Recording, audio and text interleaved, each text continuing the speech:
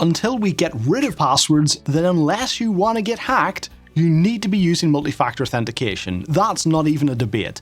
Everyone with even the slightest clue about cybersecurity is in agreement. But there are loads of different methods, and they are not created equally. In this video, I'm going to rank them from the worst to the best, so you can figure out how secure you really are, and whether it's good enough. Welcome back to the Pro Tech Show. When we refer to multi-factor authentication, sometimes called two-step verification, we are talking about the practice of proving your identity in more than one way. Those different ways are your multiple factors. There are, generally speaking, 4 accepted authentication factors. There's the knowledge factor, something you know like a PIN or a password. The possession factor, something you have like a phone or a dongle. The inherent factor, something you are like your fingerprint or facial recognition. And the location factor, somewhere you are, usually based on your IP address or GPS coordinates. The idea being that if you use more than one of these factors, it's a lot harder for someone to break into your account. They don't just have to crack your password or steal your phone, they have to crack your password and steal your phone, without you realizing to reset either of them. For this video, I'm going to concentrate on the possession factor, something you have. There's no point talking about the knowledge factor because it's rubbish. The whole reason we need multi-factor authentication in the first place is because passwords aren't secure enough. I'm also not going to talk about the location factor because that just moves the question somewhere else, no pun intended. Let's say you use your company's network as an authentication factor. That's fine, but there's almost certainly a way to gain remote access to that network. So now the question becomes, how good is the authentication on the remote access to that network? Basically, what other factor are you using to protect your location factor? So now we're down to the possession factor and inherent factors. The inherent factor is valid, but it's also a minefield because biometric technologies are all over the place. I'd love to be able to tell you that facial recognition is either good or bad, but the implementations vary so much, it's just impossible. Some are so good, they can tell the difference between identical twins. For context, DNA can't do that. Others can be tricked using a photograph from your social media page. So because I can't cover it properly, I will simply say that if you're considering biometric authentication, do your research into the specific implementation you're using. Okay, possession factor then. Starting at the junk end of our list, the winner of worst authentication factor beyond passwords is sending a one-time code to your email address. I would contend that this doesn't even count as multi-factor authentication. What is the second factor? Email isn't an authentication factor. When a website uses this, what they're really doing is saying they couldn't be bothered to implement the authentication, so just hoping your email provider did because your security is entirely dependent on your inbox. Unfortunately, a lot of security breaches start with your inbox. 91% of attacks begin with an email. Bad guys can deliver scams and phishing emails directly to it, and they want your email account, because quite often your email account is the method used to reset passwords on all of your other accounts. If your second factor, and I use that name loosely, is the same thing that resets your first factor, what was the point? That aside, the worst authentication factor that actually counts for something is sending a one-time code as a text message to your phone using SMS, closely followed by validation using a phone call. I rated SMS as the worst legitimate method because it is actually possible to snatch the messages out of the air with the right equipment, although in the real world that's very unlikely to happen. There is, however, a much simpler method of stealing the SMS codes, and that's for the attacker to trick your mobile network operator into transferring your number to their phone. If you've ever changed networks, you'll know you can phone up and get your number transferred over. They're supposed to take you through a few security checks, but with a bit of social engineering, an attacker can sound pretty convincing once they find out a few basic details about you. Although there are checks in place to try and prevent this, the fact is these checks rely on humans, and humans can get lazy or make mistakes, particularly when they're overworked and have a backlog of customers to deal with. What are the odds of this happening? It doesn't really matter, because the attacker can just keep trying again and again with different people until one employee slips up. This isn't theoretical, this has happened quite a few times, and once they've got your phone number, they can receive your SMS codes or your verification phone calls. Would someone use this against you as an individual? Maybe not. It's not a random attack, it's targeted. Would someone consider using this against you to get at your business or your employer though? Yeah, probably. That could be worth their time. So what's better than a phone call or text message? Well, the next step up is an app prompt. You know, the little pop-up on your phone that you have to click yes on. This is a lot harder to intercept because it doesn't follow your phone number. In fact, the weakness that prevents this method being higher up our list is not actually a weakness with the technology itself, it's the person using it. There he goes, blaming the squishy humans again. This authentication method is more secure, but it is vulnerable to what's known as an MFA fatigue attack.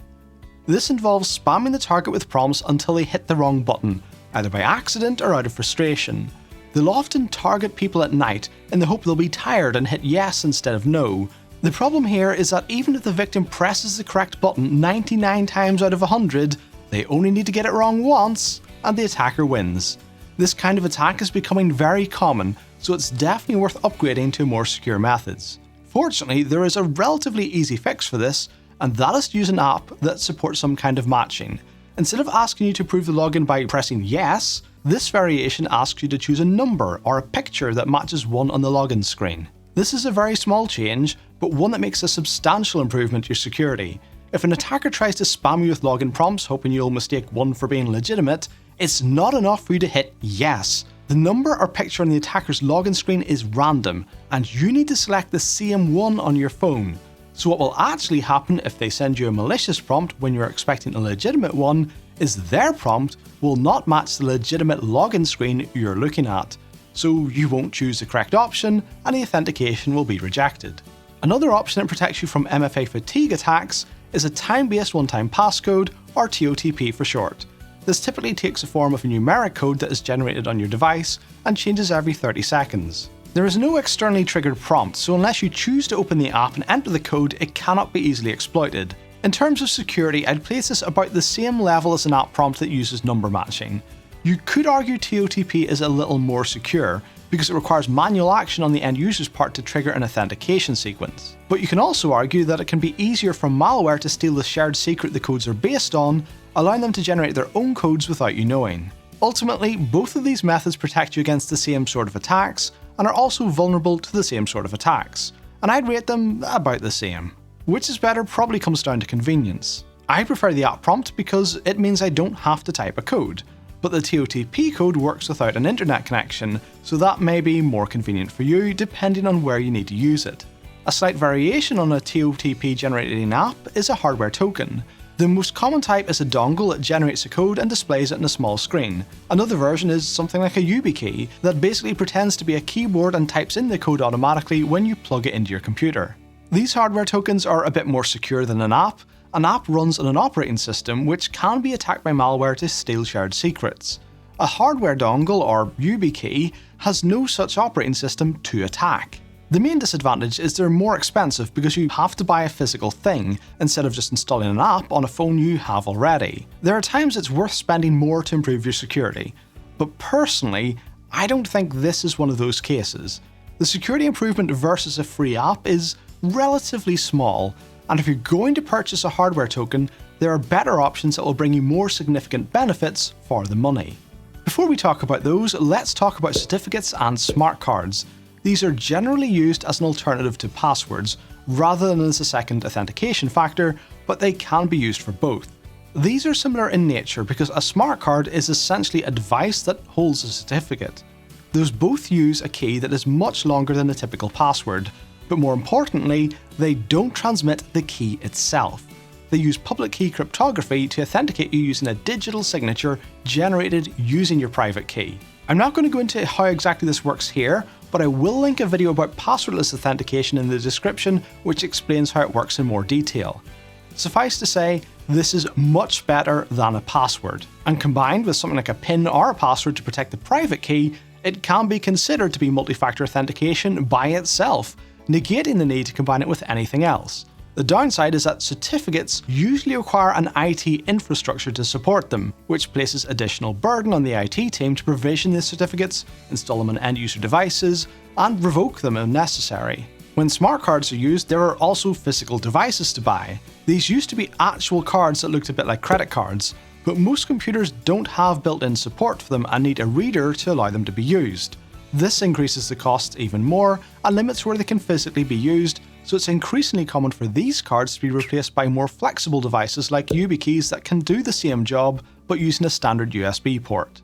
Usually these smart cards and certificates are used to log on to a corporate computer or to access internal company resources. They don't scale particularly well to the internet because of that requirement for an IT infrastructure to back them up, so using them to access your personal accounts probably isn't a feasible option.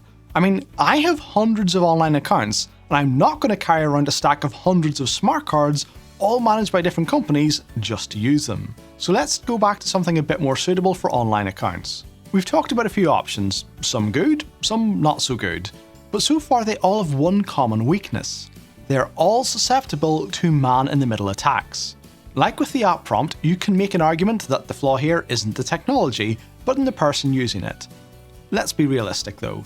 The technology only exists so humans can use it, and humans will make mistakes. A man-in-the-middle attack is where the bad guys position themselves between you and the application you're logging on to. There are a few ways they can do this. The most common is by tricking you into clicking a link in an email, but there are other less obvious methods like DNS poisoning. Let's assume it was the link. This link takes you to a website that looks just like the one you're expecting to log into. If it's a proper man-in-the-middle attack, it might look identical because it might actually be the real website you're expecting to log into. Basically, you connect to their website, they connect to the real website, and they show you the actual web page generated by the real website. If you're paying careful attention, you might notice that the URL in the address bar is a little bit different to the real website. Realistically, people don't read the URL every time they log in, and even a slight character anomaly in the address is enough to differentiate the fake website from the real one as far as your browser is concerned, and prevent it displaying any warnings. So now you log in. The fake website simply copies your login details and passes them through to the real one, and then presents back the real response with its request for your multi-factor authentication. At this point, it doesn't matter which of the methods we've talked about you're using. You don't need to enter anything into the web browser. You just need to complete the authentication to satisfy the real website, and it will issue your browser with a session token. That session token is used to prove your identity while you're logged onto the website, so you don't have to re-authenticate every time you open a new page. Because the attacker is sat in between you and the real website though, they can intercept that session token, and now as far as the real website is concerned, they are you. They can do anything you can do. Your account is now their account. As I record this, Reddit has just been in the news for getting hacked. This is how they got hacked, despite using multi-factor authentication. If you want a way to protect yourself against the fallibility of the human element, the next couple of methods will help with that. The first method goes by several names: FIDO, U2F, and UAF. U2F and UAF are different standards that achieve a similar result and are part of the FIDO specification. Unless you're actually building the application, you don't need to worry about the differences between these acronyms. As an end user, you can pretty much treat them as interchangeable. These use physical hardware tokens that usually take the form of a USB key, like our recurring friend the YubiKey. Like a smart card, these tokens use public key cryptography to generate digital signatures. But unlike a smart card, the private key is generated automatically and tied to the URL of the specific website it is intended to be used with. This brings similar benefits as using a smart card, but without the overhead of needing an IT team to manage the certificates for you. More importantly, from a security perspective, your browser and your authentication device work together to validate the identity of the website you're connecting to. If there are any anomalies in the URL, if the connection isn't encrypted, or if the website certificate hasn't itself been signed by a publicly trusted certificate authority, then your device will not sign an authentication response and the attack is blocked. This is by far the strongest authentication method so far, and it's the reason I cautioned you against paying for dongles that only generate TOTP codes. There's nothing wrong with those devices, they're still pretty secure, so don't feel bad about using one. But if I'm going to spend money to buy physical dongles, I want one that can do more than it can do with a free app. I want it to help block man-in-the-middle attacks. These days, I wouldn't settle for just FIDO though, because we now have FIDO 2. One of the advantages smart cards had over FIDO was the ability to protect the private key with another factor like a PIN code, which makes them multi-factor in their own right, and means you don't need to use them with anything else. FIDO 2 combines the benefits of FIDO 1 with that ability to protect the key with something like a PIN or biometrics. FIDO 2 is a passwordless solution, meaning instead of combining it with traditional passwords, you can get rid of the traditional password altogether. This levels up your security yet again because the password is always the weak link. FIDO 2 has also gained more industry traction, so as well as the usual suspects like YubiKeys, it's starting to get built into devices like phones, so as time progresses and support improves, you'll be able to use them as your authentication token. If you're buying a physical dongle today, make sure it supports FIDO 2. This is currently the most secure option and the one I personally use to protect my most sensitive accounts. Like FIDO 1, there are a few interrelated standards. As an end user, the names to watch out for are FIDO 2, Web Authn, and Web Authentication. You can treat these as meaning the same thing if offered by a web app. Putting this all together into summarised categories then. These methods are to be avoided if at all possible. In my opinion, these are already broken. The basic app prompt is a little better, but it's too easy to exploit the person on the other end. These methods are fine, they're okay. I would accept them for most use cases, and sometimes for the best you can achieve for reasons of practicality. They are still vulnerable to a man-in-the-middle attack however, so for the strongest security, use FIDO, or even better FIDO 2. I'll put links to the YubiKey I use in the description if you want my current recommendation for a device that's compatible with a number of these methods, including FIDO 2. And if you'd like to understand why FIDO 2 is more secure than the other methods I've mentioned, I explain it in more detail in this video, so if you're on the fence, give that one a watch to find out more. If you found this video useful, please hit the like button and consider subscribing to the channel.